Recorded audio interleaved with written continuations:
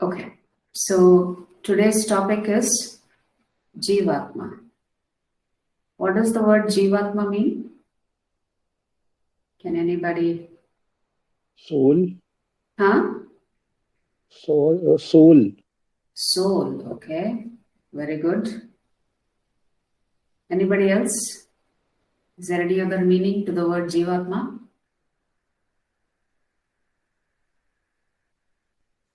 Human soul, Mataji. Human soul, okay. What proof is there that the soul exists?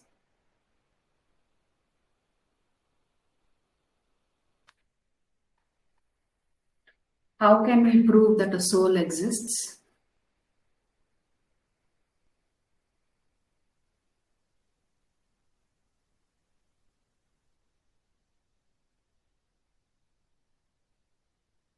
Anybody? What proof is there that a soul exists? So if we say Jivatma means soul, how can we prove that a soul even exists? As per the scriptures only. As per the scriptures, okay? But what if we use logic? How can we figure out that a soul actually exists if we just use logic? Hare Krishna, Mataji. Yes. As we are living, so it means that our soul is also living in us.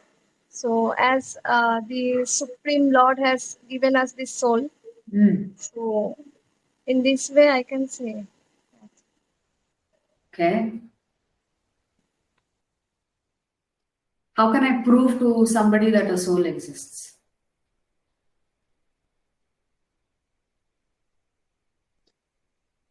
According to me, Mataji, what we like, if we breathe, that is only due to a soul. Now, this body is just it's just a mixture or a blend of Panch Tattva, what I believe. Panchabhuta. Mm. So let us see how we can prove to others that the soul exists. There are two proofs that we can look at. And then we'll go by what the scripture says, of course. So one is that there is rebirth. Now you may say, how can I prove that this particular soul went and occupied another body? How do I prove that? Well, there are a few people in society who remember who they were in their previous birth.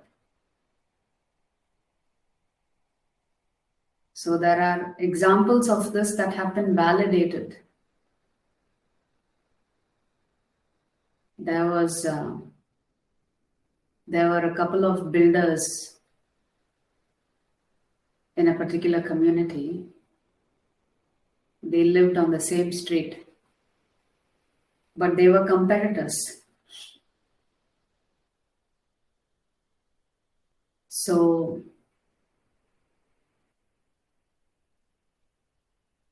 one day, one of the builders killed the other builder's son, young son.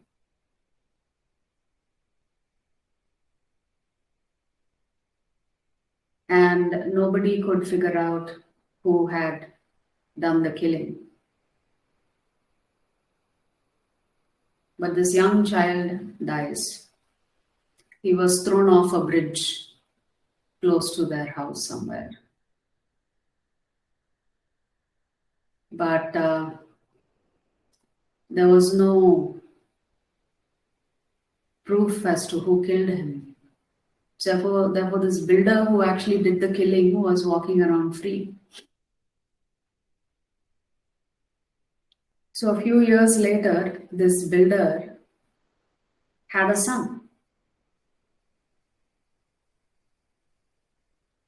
And when this son turned 3 years old,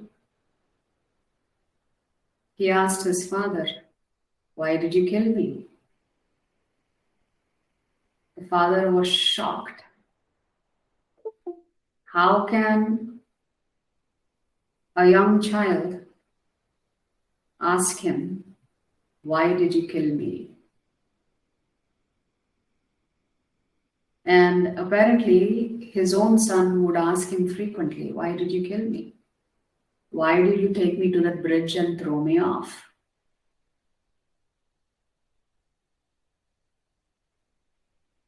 So, irony, he kills his competitor's son, and that soul came and occupied the body of his own son. So, like this, the soul can carry memories from one life to another. Actually, it does carry memories, but Lord Krishna says in the Bhagavad Gita, he decides whether you remember or forget. Why would Krishna want you to forget your previous births? Why would Krishna want us to forget our previous births and not remember them?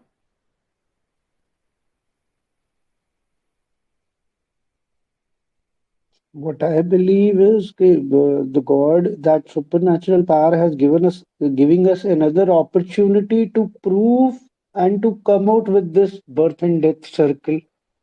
Very good. That's the right answer. The Lord does not want you to always remember your previous birth, because if you remember all the nonsense that you did in your previous birth, you'll never aspire to elevate your consciousness. You will give up. If you have to remember what all you did, what all you were in your previous lives, how will you make an attempt to lead a better life this time? Therefore, the Lord says, "From me comes remembrance, knowledge, and forgetfulness," in one of the chapters.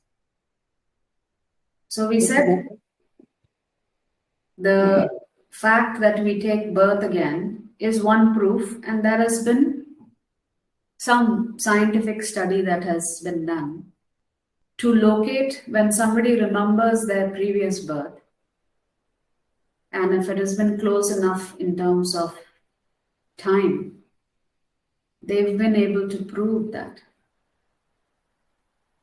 Especially in India, there are quite a bit of proofs that are available that somebody had occupied a different body earlier. So one way to prove that the soul exists is through the process of reincarnation or rebirth. Another way to prove that the soul exists is there are people who experience what is called near-death experience. No? Sometimes this has been documented, especially in hospitals, where a person is the patient is undergoing surgery, and the doctors think that this person has passed away. And later on, when they interview this person, they find out that the patient, has had an outer body experience where they floated up outside their body towards the ceiling, and they are still able to hear and see everything that is happening, even though their physical body is still on that hospital operating room. So consciousness is a symptom of the soul. If the soul is not there in the body, we will not have consciousness. So how do we know that the soul exists? Through the process of death. What caused death? Why suddenly one person, the body is not moving anymore? It means something exited the body, right? Why suddenly the body does not move anymore? Something left that body, causing it to stop moving. But as per Shastra, there are 6 evidences that a soul actually exists. So we'll look at that in today's session. So all of you have said Jivatma means soul. And we said some evidences that the soul exists is through rebirth. reincarnation, where there has been studies done of Jivatmas who remembered their previous birth, what they were in their previous life, what their name was, where they lived, what they used to do, and then through the process of near-death experience. So actually, our Shastras also say that up to the age of 5, children remember their previous birth. So a lot of times, parents will observe their children, what they think is make-believe conversations. The child is talking something like as if they have a great friend from a previous life. But the parents don't know that the child's memories are of their previous life is there up to the age of 5. After 5, that memory disappears.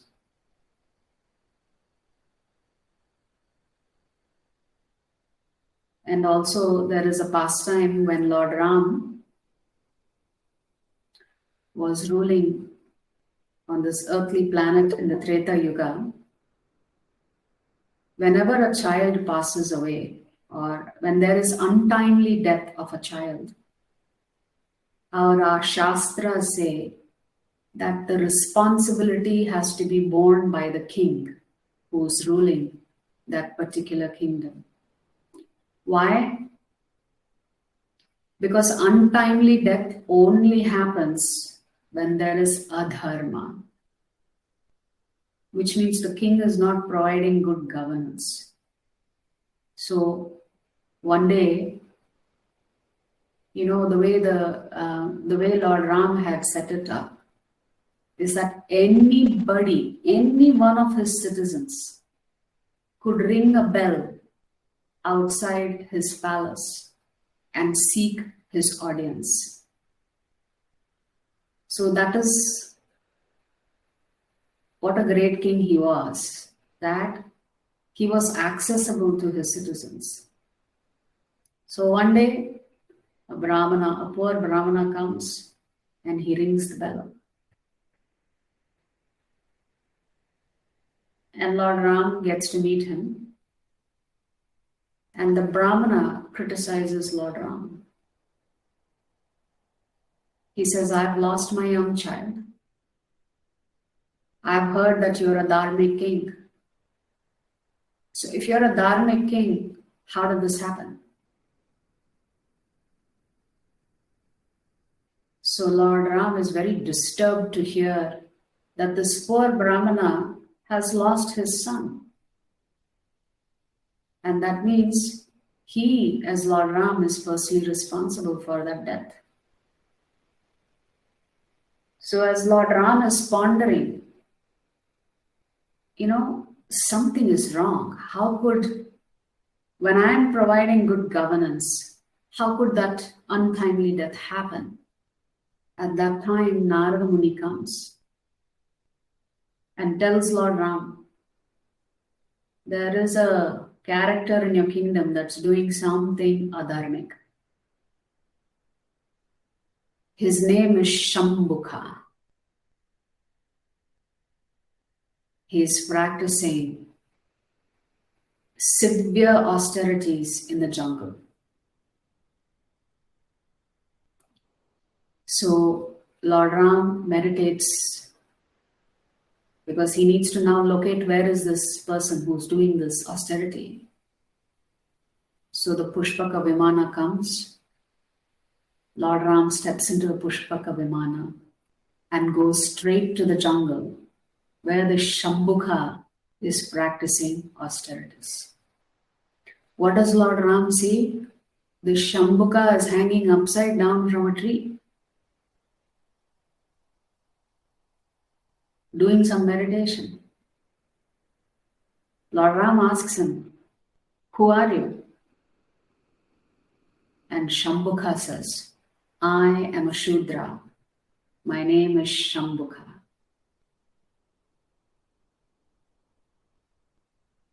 So the Shastras tell us that even to perform austerities, We need to follow what the Shastras say that we can and cannot do to perform austerities. We cannot concoct whatever we want to do and practice austerities. So you can't decide, oh, I will just keep a 10-day fast. There has got to be proof from the Shastra that it allows you to keep a set 10-day fast. Shastras do allow us to keep fasts on certain days, and we should observe it accordingly. So Shastras say that we should not unnecessarily torture this body, because this body is also a gift to us from the Supreme Lord. We must maintain the body well. As long as the soul is occupying this body, we have to take care of the body nicely. So which means we should not unduly torture our bodies. Shastras do not prohibit unnecessary austerities. So we know two characters from Srimad Bhagavatam who kept severe austerities, and many more characters. Hiranyaksh and Hiranyakashipu. Hiranyakashipu practiced such severe austerities, it started creating disturbances in the material universe. The heat increased in the universe simply because one person was practicing such severe austerities. So anyway, Lord Ram asks, Shambhuka, what are you doing? So Shambhuka, who is a Shudra, tells Lord Ram, I am doing this severe tapas because I want to occupy Indra's post.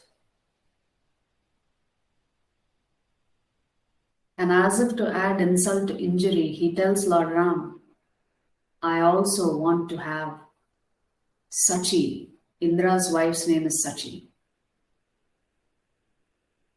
I also want her in the process. So one is, I want to displace the current Indra from his position. I want to take over his position, and I also want to enjoy his wife, Sachi. Hearing this, Lord Ram immediately kills him.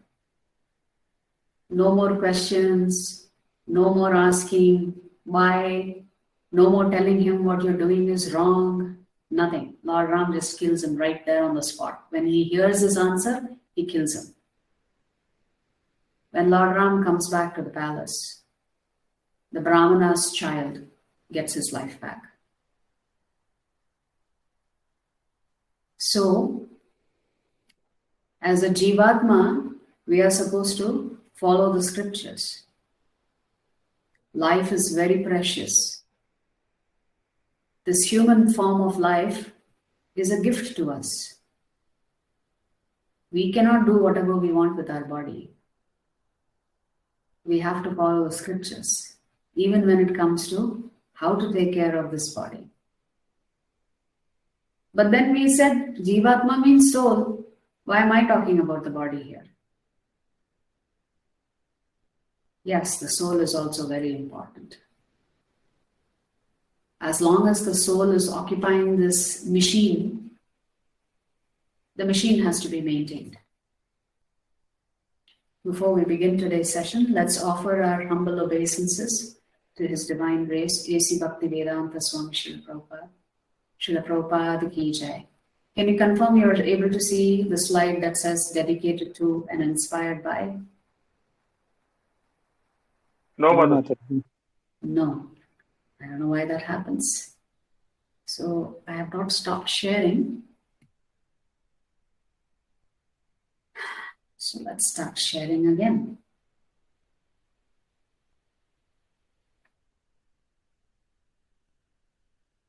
You can see it now? No, Mataji. No, Mataji. You can't see it now? The slide says, let's go step by step. Ah, yes. Good. That's the slide I'm on. Yes. Okay. So in today's session, we're going to talk about Jivatma. All of you are right. Jivatma means soul. We're also going to talk about what's the difference between the body and soul. What's the nature of the soul? What proof there is that in reincarnation happens, which means that we take birth again and again. And then we are going to conclude this chapter by going back to what we discussed yesterday. And what is the dilemma that Arjuna is facing? And what is the reason that Krishna even has to talk about the soul in the Bhagavad Gita? Why does this topic even come up? There's a reason for that. Because Arjuna was refusing to fight. So I thought we will begin with the end. This slide was at the end of the chapter.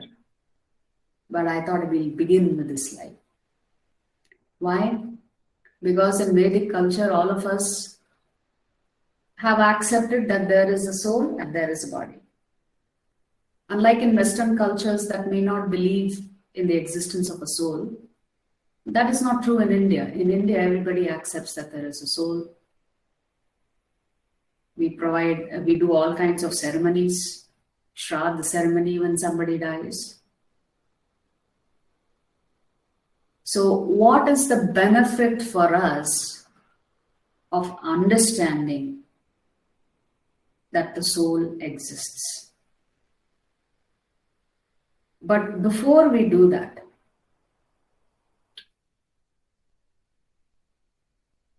I have a few questions for you. So, to Krishna Prabhu, I'm assuming you are working in the corporate world, yes? Or are you a student?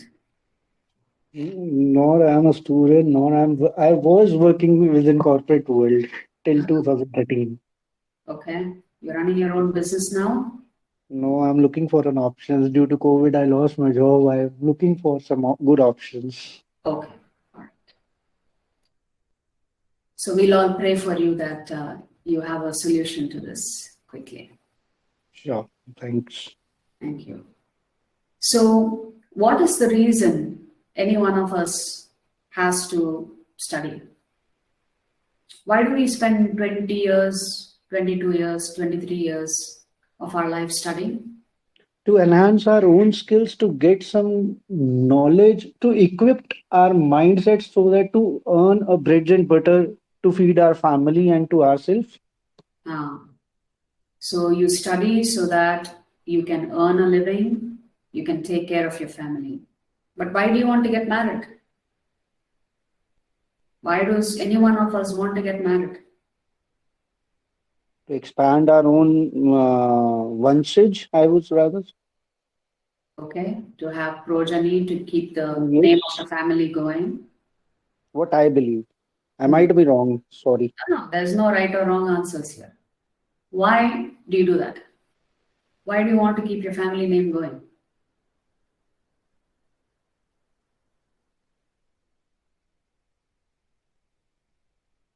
I will keep asking why questions until you come to the answer that I'm looking for. So, why do we study? Why do we work? Why do we get married? Why do we have children? Anybody can answer this question. Ultimately, why do we do what we do?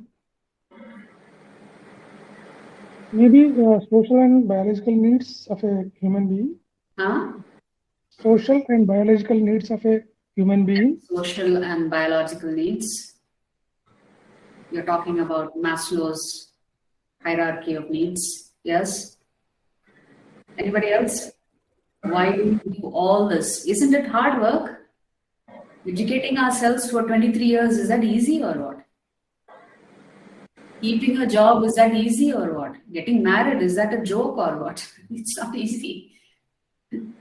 Having children, is that easy or what? None of this is easy things for us to do, but yet we do it. Why? Why do we struggle? Each stage of life, it will be changes. So accordingly, we need to maintain our relationships and also our needs like that. Okay. But What why? I believe, Why what do we need to do anything at all? What I believe, if I refer to in yesterday's chapter, Lord Krishna says, A human body has been given an authority to do a work only to karam, right? It's our Mm. duty, which has been assigned by a supernatural power to enhance our skills, to do a work, to live our, feed our family. What I believe. Mm. Ultimately, the answer to this why question is we want to be happy. We don't want to suffer. Fear causes us to study because if we don't study, we may not get a job. But Fear Mata, causes us to. my question, you say that we want to be happy. I have seen, sir, n number of devotees in International Society for Krishna Consciousness, Vrindavan. My real brother had gone in 2010 and joined International Society for Krishna Consciousness and become pure Vaishnav. Now he is also happy there. There are devotees who are happy. They don't have family. They don't married. They are Mm. still happy, and they are more happier than a normal human being. Yeah. Why? Why? Why? That answer to that question will come. That doesn't mean everybody can become a monk. That doesn't mean everybody can become a sannyasi. It's not possible. But ultimately, what are we searching for? We're searching for happiness. And the opposite of it is true. We don't want any difficulties in our life. We always pray for happiness, right? Do we ever pray, no, Krishna, you've given me happiness for too long, mix it up a little bit, give me a few problems? We never. Means we are trying to avoid problems in life. We don't want difficulties. We don't want suffering. Yet it comes to us. Suffering comes to us. Yeah? So suffering comes to us, whether we want it or not. It comes on its own. You don't have to pray for suffering. So the question is, why do we suffer? How can we avoid suffering? So the benefit of being aware of the soul is that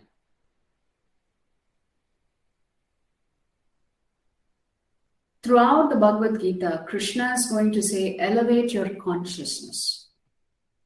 If you know you are the soul, and if you believe that you are going to occupy another body, then we should not just mindlessly occupy another body. We need to figure out, why are we suffering? So once you know that the soul exists, you have to begin to understand what it means to escape this demon called suffering. So one has to elevate one's consciousness to acquire divine assets. What kind of divine assets are we talking about? What causes us to suffer? When we have material desires and those material desires are unmet, it causes us suffering. Suffering comes from being attached to something that is temporary.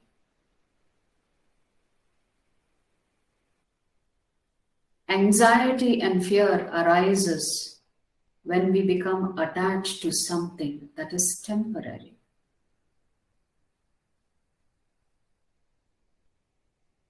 If we realize we are eternal, then we will chase things that are eternal. Why should we chase things that are temporary? If we are eternally the soul, why are we so caught up chasing temporary things in life?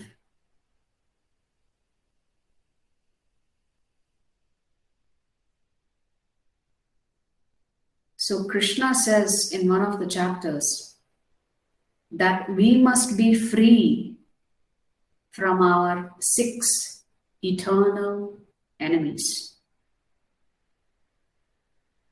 What are these 6 enemies? Lust, anger, greed, delusion, pride, and illusion. Kama, Krodha, Lobha, Mada, Moha and Matsarya. Krishna says these are our 6 enemies. And we must get ourselves free from the 6 enemies. And out of those 6 enemies, when we come to chapter 16, Krishna says the 3 gates to hell is lust, anger and greed. So what is Krishna saying? The 3 gates to hell is lust, anger and greed. So lust means any desire. Any desire that you have is called kama. So when your desire is not satisfied, it leads to anger.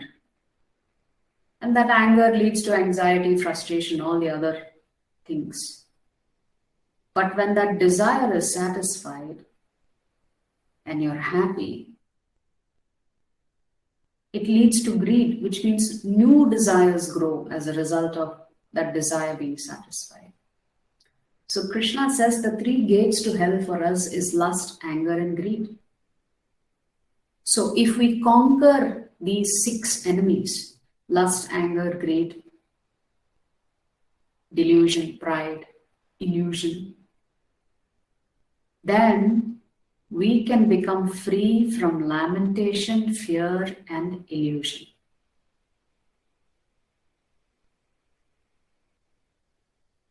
So the key to our happiness is not chasing temporary things.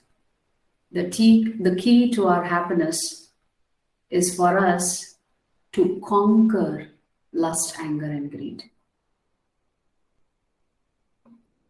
But can a human being live without a desire? Unless you have a desire to get out of bed and work, is food just going to automatically pop into your mouth?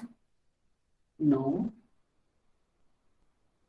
Unless you have a desire to get up, take a bath and step out of the house and go for work, will you be able to take care of your family? No. So what's wrong with desires then? One must have desires to even feed this body, to have shelter, to take care of the family. Because without desire, nothing will happen. Even the lion that is considered the king of the jungle, it can't just sit in one place, say, I am the king of the jungle, food, please come walk into my mouth. That will not happen. Even the lion has to work hard for food. Doesn't matter that it may dominate the jungle or it may be the most powerful animal. So then what do? How do we adjust this? We are supposed to educate ourselves. We're supposed to have a job. We're supposed to take care of family. At the same time, Krishna is saying, Kama is your enemy. What does that mean? So Krishna is saying, we have to be loving, compassionate individuals. You can only become this loving, energetic, positive, compassionate human being if you develop self-awareness and God-awareness. In order to see every other Jivatma as your brother, you first have to accept that all of us have one common father. So universal brotherhood is not possible without universal fatherhood. This was a statement made by Srila Prabhupada. We must all accept that Krishna is our eternal father. If we can't even accept that he is our eternal father, then how will we begin to see all the other Jivatmas as just our brothers and sisters? So universal brotherhood begins with accepting Krishna as the Supreme Father.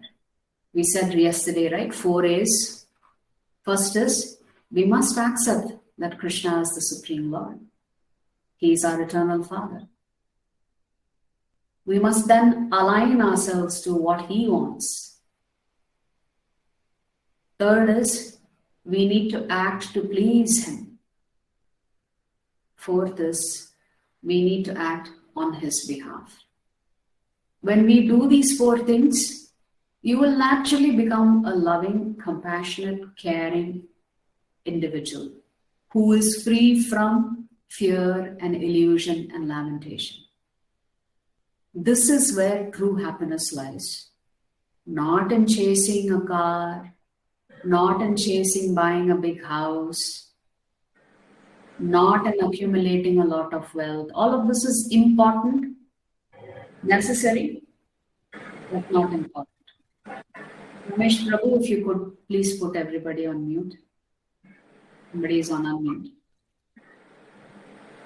So, how can one develop a positive attitude and outlook to life?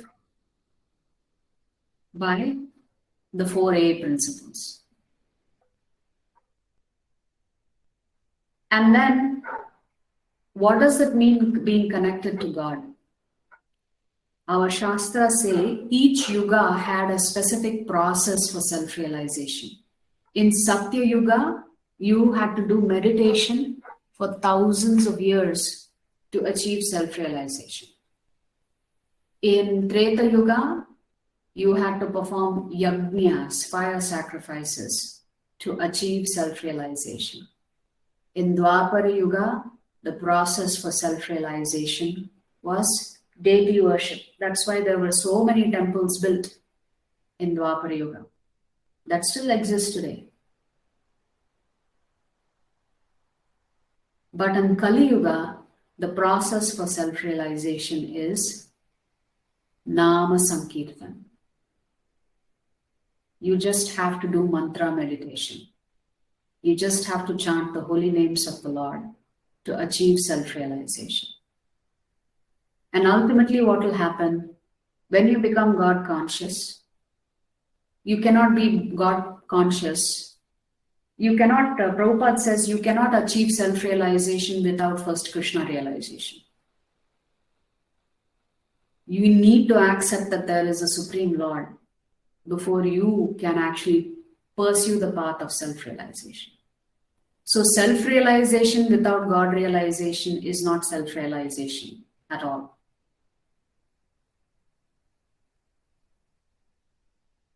So when we accept that we are all related to each other as souls, because all the souls belong to Krishna, then what will you do? You will also make sure you are careful about how you use resources that are available to you, because you know that everything belongs to the Lord. A child is entitled to a father's property. A son is entitled to his father's property. He's entitled to use it. But we have to do it responsibly.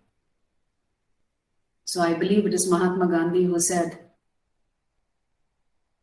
there is enough to meet everybody's need in this world, but there is not enough to meet one man's greed.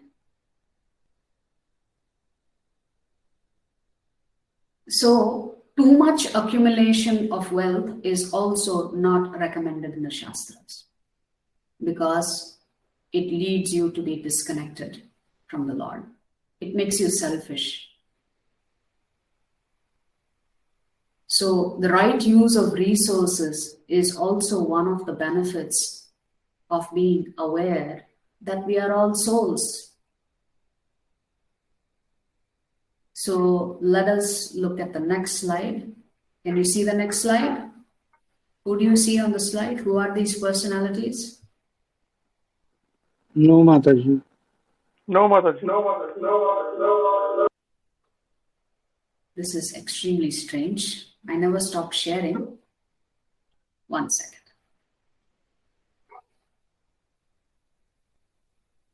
Why don't I? 1 second.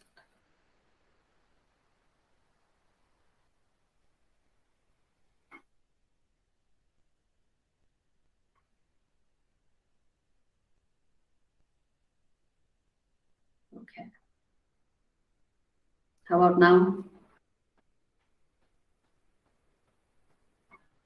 Yes, Mataji. Okay. Name these personalities. Who are they? Mother Teresa, Yeah, Rahman, Yeah, Raman, Albert Einstein, Einstein, Einstein, Nelson Mandela, Nelson Mandela, Nelson Mandela. Yeah, Federer, Roger Federer, Barack Obama, Barack Obama, Oprah Winfrey, Oprah Winfrey. Yes. Queen Elizabeth, Steve Jobs, Steve Jobs, Rani Elizabeth. Queen Elizabeth. Yes. So all of you know all of them, huh? Famous people. Let's see. Can you tell who they are now?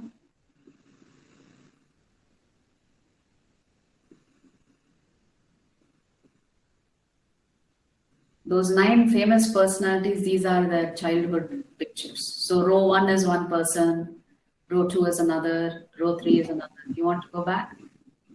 Here are the famous personalities. Which one is which? First row is who?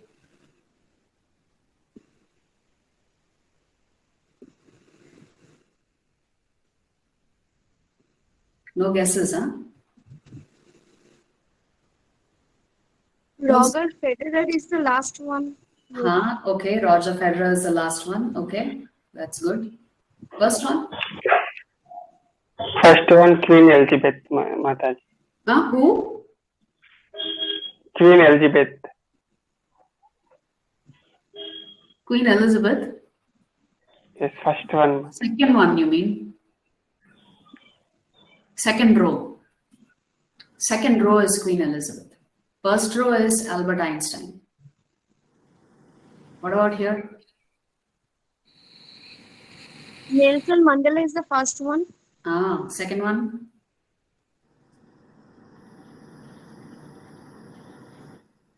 You want to go back?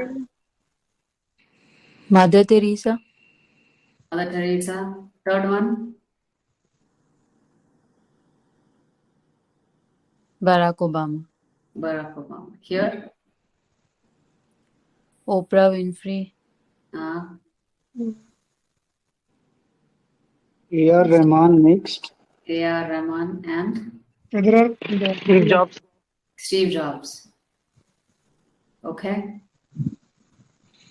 So these same personalities that you could recognize easily when they were adults, it was not that easy to recognize them when they were children. But at the same time, we have to accept they are one and the same person. So what actually changed? Their body changed. But they're the same person, even though they may look different. So when we change our clothes, do we become a different person? No. So here, when our looks keep changing, doesn't mean that the soul has changed. The soul is still the same. The soul doesn't change at all. So only the body keeps changing, which means at the time of death, the soul is ready to take a new body.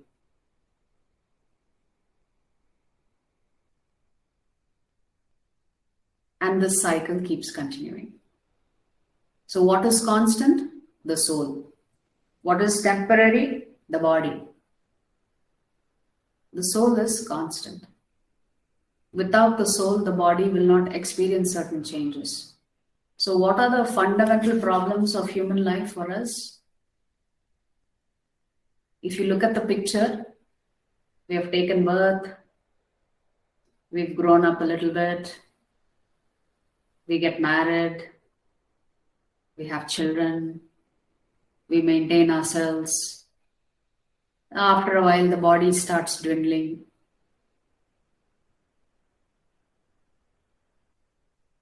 And then we have to head to the crematorium. So the wheels of life.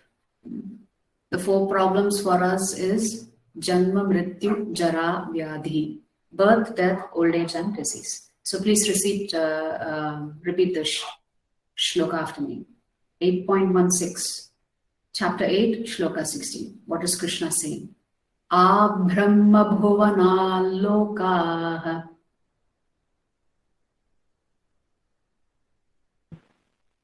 Brahma Bhuvana Loka punaravartinorjuna Punaravati Punaravartina Punaravatino Arjuna Arjuna.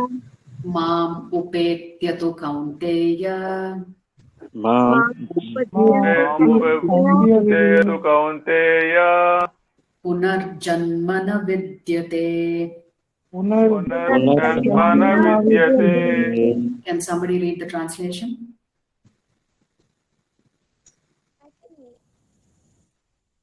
Translation: from the highest planet in the material world down to the lowest, all are places of misery wherein repeated birth and death take place. But one who attains to my abode, O son of Kunti, never takes birth again. Yes. So what is Krishna saying? Even if you are Brahma, you have to die. 33 crore devatas are there. Every one of them has to die. So Krishna is saying, from the highest planet in the material world down to the lowest, all are places of misery wherein repeated birth and death take place. But one who attains to my abode, O son of Kunti, never takes birth again. In the Bhagavad Gita, Krishna talks about 2 different universes. There is the material universe and there is a spiritual universe. And he says the material universe is only 1/4 of all that exists. The spiritual universe occupies 3/4 of space, which is not different, right?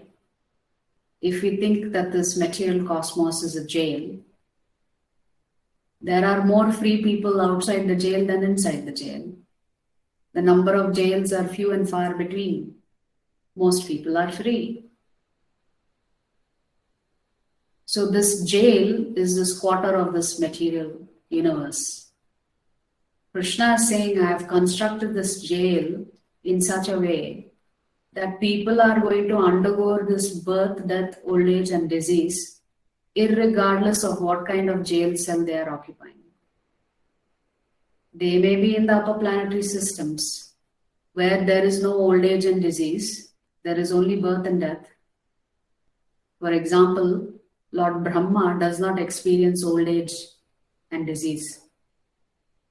He just comes into being and then he lives for 100 years and he dies. But Brahma's 100 years is like 311 trillion earth years. That's how long Brahma's life is. Our Brahma. Every single universe has a Brahma. Every single universe has 33 crore devatas, not just our universe. So in our universe, our Brahma is 4-headed. If you read the Srimad Bhagavatam, you will find out that in other universes, Brahmas may have many more heads, including millions and trillions of heads. Krishna is saying, every one of the Jivatma is going to experience birth, death, old age, and disease. But in upper planetary systems, because you exist more in your subtle body, you don't have a physical body. So you really don't have this concept of old age and disease. Just birth and death. But then what is Krishna saying? If you enter the spiritual universe, which is where I live, I meaning Krishna, you don't have to take birth again. So Krishna is saying, why don't you come back home? We were discussing this analogy, right? When a child goes out to play in the park, the parent has a difficulty bringing the child back home. Sometimes they have to chastise that child and take the child back home because the child is always saying, no, I want to play for some more time. I'm not done playing yet. Krishna is saying, be done with your playing, come back, I'm ready for you. Come back to your original home, come back to the spiritual universe. So Krishna says an intelligent person will understand what are the 4 problems of human life and how to get out of this problematic situation. And in that context, Krishna talks about the soul in chapter 2. So we are not this body, we are spirit soul. Please repeat after me. Nainam chindanti shastrani. Naidam Chindanti Chindanti Shastrani. Shastrani. Nainam dahati pavakaha. Nainam Dahati Pavakaha. Na chainam kledayantyapo. Nainam Khedayantapo. Na shoshayati marutaha.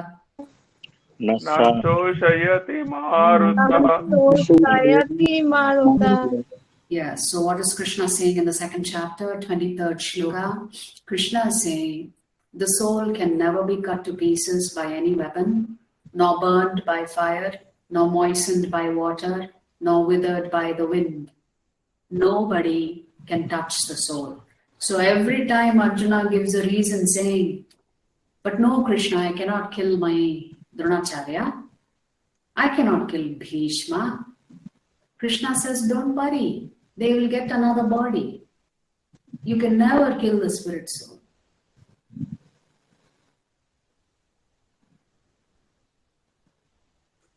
So when Arjuna starts thinking of everything on the bodily platform, Krishna has to correct him and tell him, you are only thinking about this body. Your vision is limited. You need to understand that every single body, including a microbial virus, has a soul. Every single Jivatma has a soul. The tree has a soul, the plant has a soul, the virus has a soul. That soul, when it is ready to reject the body, it will just accept a new body. So why are you feeling so bad about fighting?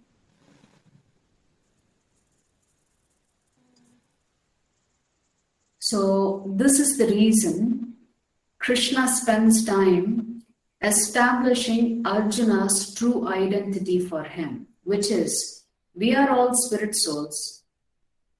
We don't have a choice. At the time of death, we have to accept a new body.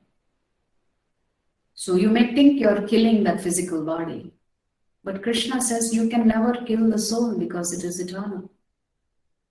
Does that mean we should just go around killing whenever we want? No, as we discussed yesterday, there is authorized killing and there is unauthorized killing. When a soldier fights on a battlefield and kills many people, he gets awarded by his government. But when he's not on the battlefield and he's acting on his own behest, and if he kills his neighbor, then he has to suffer the consequences of that. So Krishna is not encouraging violence here.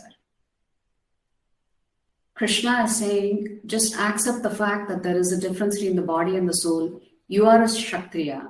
And if you want to protect Dharma, one of the aspects of protecting Dharma is to kill. If Dharma can be established without shedding even a drop of blood, then yes, we should do that. But then if your own family members are adharmic, it doesn't matter. You still have to do your duty.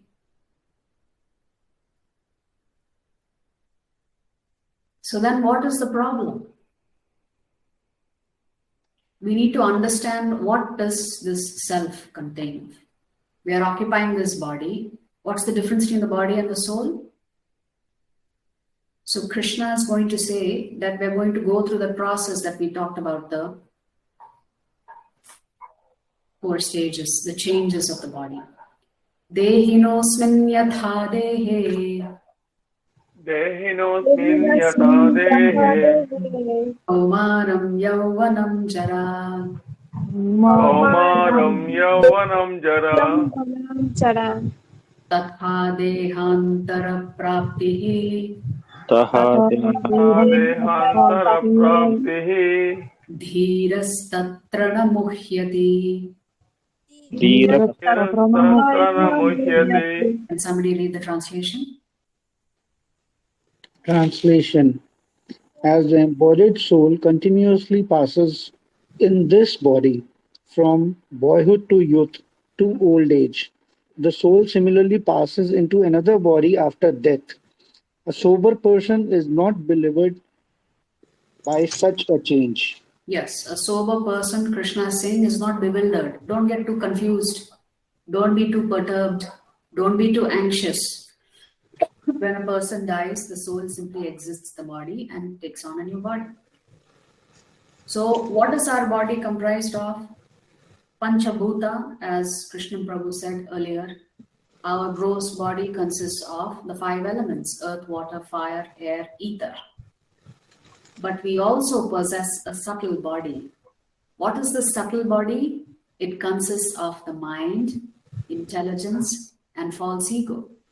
Which is why, in the process of reincarnation, what happens is that at the time of death, when the soul exits the physical body, the subtle body travels with the soul to occupy the new body. That is why one may have memories of past life. Why? Because the subtle body accompanies the soul into its next body. The physical body is left behind. So what is the definition of death? The definition of death is the gross body is separated from the soul. What is the definition of liberation? When you are self-realized and when you achieve moksha, at that time, the soul is separated from the subtle body. And it is there in its pure state called Satchit Ananda. So death means giving up the gross body. Liberation means giving up the subtle body.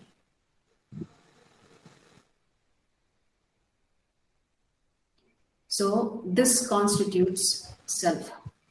There are some facts about the soul from our Shastras, including from the Bhagavad Gita itself. We said the symptom of the soul is that there is growth and there is consciousness. Growth, which means the body undergoes changes, and also there is spiritual growth also, besides physical growth. But the fundamental symptom of the soul is our consciousness. So the soul is eternally an individual. The soul is unborn. The soul is indestructible and eternal. The soul is immeasurable. It cannot be cut, burnt, dried, or become wet. The soul is invisible and inconceivable, Krishna says. How does the soul influence? It pervades the entire body, just like the sun pervades the entire universe with its light. The minute a soul occupies a body, it is able to maintain that body through its energy, through its consciousness. The soul is eternally searching for God. The soul is Satchidananda. And where is the soul physically situated? It is situated in the heart of a Jivatma. And the soul does not undergo the 6 changes, which is you take birth, you grow for some time, you maintain your body, you procreate, you dwindle, and then you die, disintegrate. These 6 changes, the soul does not undergo. What is the size of the soul? If you were to take the tip of your hair and chop it up into 10,000 pieces, that is the size of the soul. That's why Krishna says it's invisible and inconceivable. So these are the facts about the soul. Transmigration. Dehinosmin yatha dehe. We'll skip this. We'll go 7 because we recited that, right? So we'll recite the 2.27. Jatasya hidruvo mrityuhor जातस्य जातस्य हि हि ध्रुवो ध्रुवो मृत्युः मृत्युः ध्रुवं जन्म मृतस्य च ध्रुवं जन्म मृत्यस्य च तस्माद् अपरिहार्येऽर्थे तस्मात् अपरिहार्येते न त्वं शोचितुमर्हसि. न तं शोचितुम् अर्हसि. Somebody read the translation.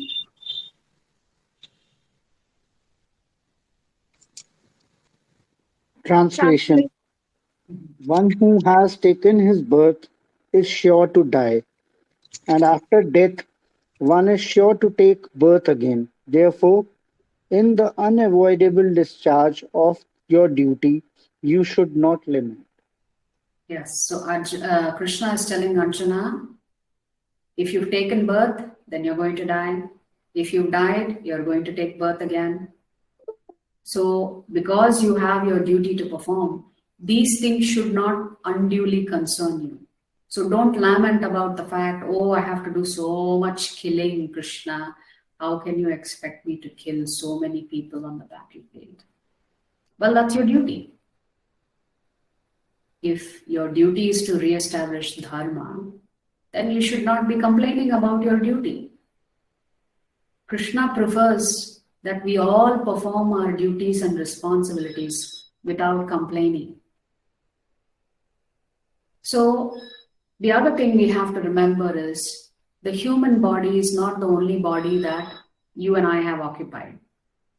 We've been in the body of a tree, we've been in the body of a bird, we've been in the body of an insect. Like this, we have occupied so many bodies until we took on a human body. Therefore, a human body is so precious because it's only through the human body you can achieve moksha.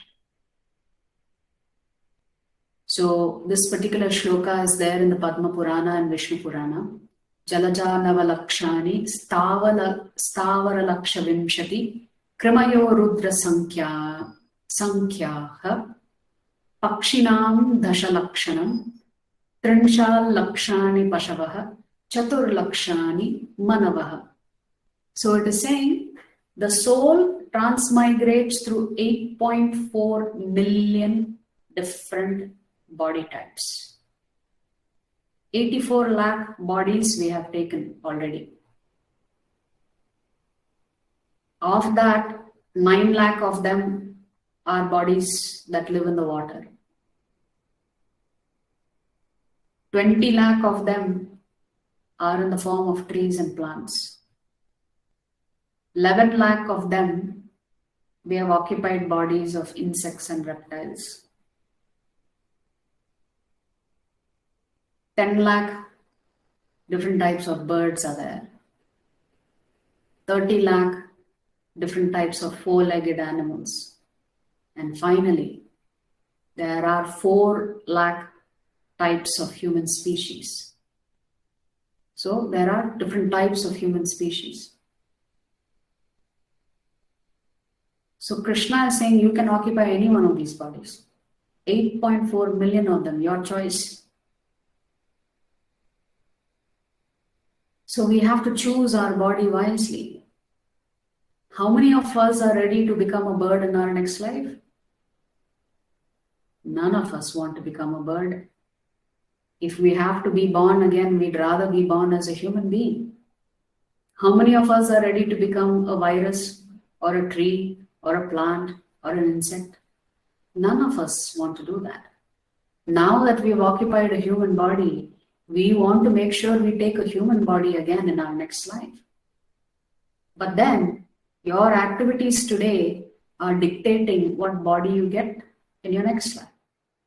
Yesterday we were discussing your own desire plus your karma determines your destiny. Destiny goes beyond the body, of course, but you are choosing your body today based on how you are acting today. It's the final slide for the day. So Arjuna's dilemma is he has an identity crisis. When you've forgotten who you are, and when you've got amnesia, suddenly you forgot what is my duty and responsibility, what am I supposed to do? Then you cannot be a functional person in society. So Arjuna's identity crisis is that suddenly he's looking at judging everything on the bodily platform. I, me, mine, my family, my kingdom, my fortune. So Arjuna is saying, why should I kill my own family? Why is that acceptable? Well, Krishna is saying the Kauravas are sinful. And death is the best way to bring an end to that sin. We have to stop that cycle of sin. And death is one of the ways in which you put a stop to that cycle of sin. So death is a befitting punishment. But Arjuna is worried, but they are my family members. So he begins to argue in chapter 1, giving a lot of reasons. No, Krishna, I'm very compassionate. I love my family. After I kill my family, how can I enjoy the kingdom? No, I'm quite saintly. I am not attached to this kingdom. I am not attached to this wealth. Let them have it, even if they are sinful people. After all, their family, let them take the wealth, let them take the kingdom. I am happy to give up the kingdom and go into the forest. Then one more reason he gives is, I'll end up killing all these people. Then I have to take all the sin of killing so many people. Not only will I take the sin, but what I am going to leave behind is going to be very destructive. Women will not have husbands. Men will start taking advantage of them because they are not under protection. And because the women are not protected, they will start having children out of wedlock. And like this, the society is going to be destroyed, Krishna, he says. But after Krishna establishes for Arjuna his true identity, he then becomes submissive. So from argumentation in chapter 1 to submission in chapter 2.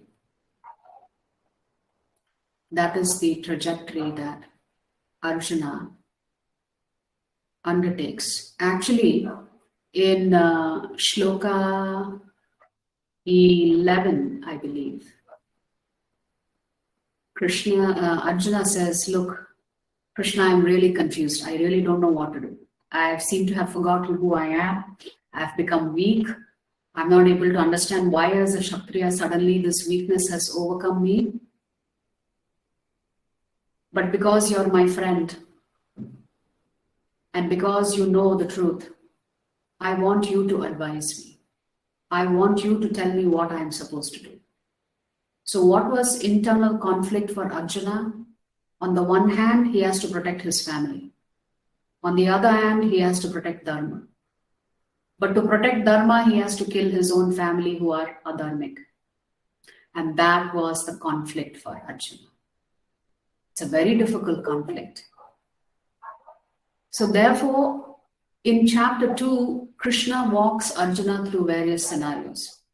He says, now that you know that you're not this body and that we are all souls, all of us will take on new bodies again. So don't worry about it. Just fight. Because even after you kill them, they will all take on a new body. So don't worry about it. Fight, just understanding this knowledge. Then Krishna says, well, all of us have to perform work. Food is not going to come into the mouth automatically. Shelter is not going to come automatically. All of us have to perform some work to take care of our body. So if you want to enjoy being in this body, you have to feed it food, shelter, etc., clothing, etc. Even for that, you have to work. And since you are occupying a Kshatriya body, your duty is to fight, win a kingdom, and enjoy yourself. So Krishna is saying, then perform your karma and enjoy the results after winning. Enjoy your kingdom. Then another facet that Krishna tells Arjuna in chapter 2 is, do your duty, because that is the most important thing. Use your intelligence to become attached to your duty but become detached from the results. Use this knowledge that every one of us should be focused on performing our duty very nicely. Don't worry about the outcome. Outcome is not in your hands. Then finally Krishna tells, become my devotee and fight, because I am telling you to fight. So become fixed up in Krishna consciousness, which means a devotee always does what Krishna desires.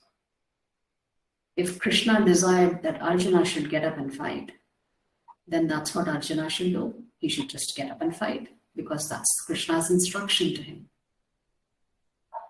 So Krishna is saying, elevate your consciousness to the spiritual level.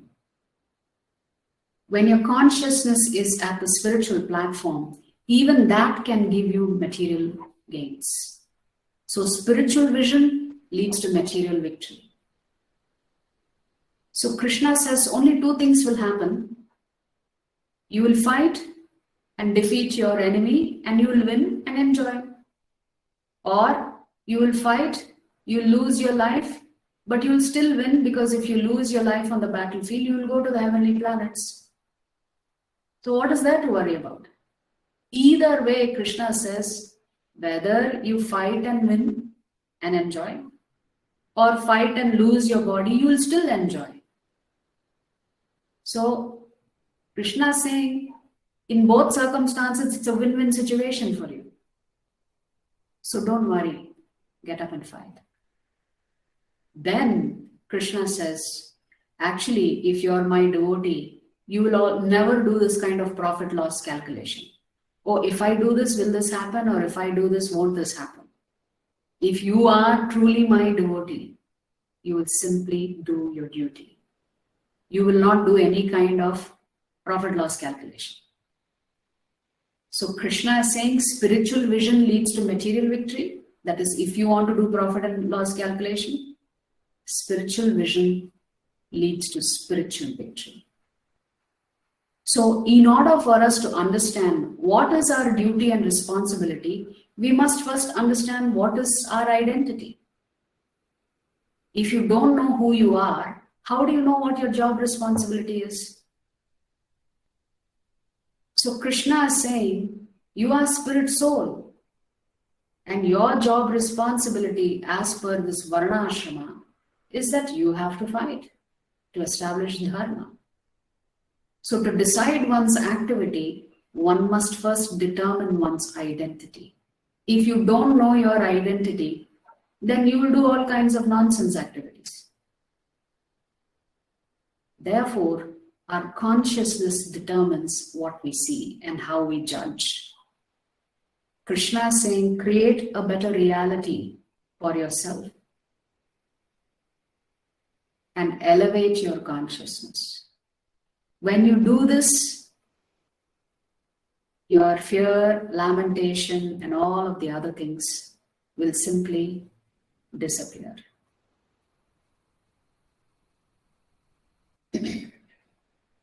So we'll stop here. Vancha kalpadarupyascha kripa sindhubhya evacha